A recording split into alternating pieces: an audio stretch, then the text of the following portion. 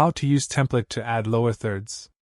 To begin, I added a video to my timeline and I would like to add a lower third to it in the easiest way.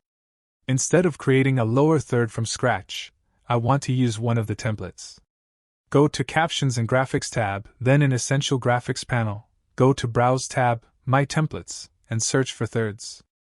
This is a list of lower thirds that you can add to your timeline. Drag one of them that you like to your timeline.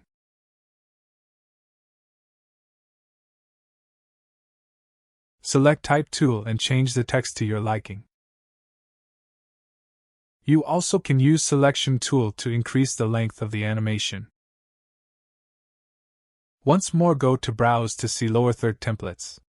Some of them have this small icon next to them, which means you don't have the font used in this template.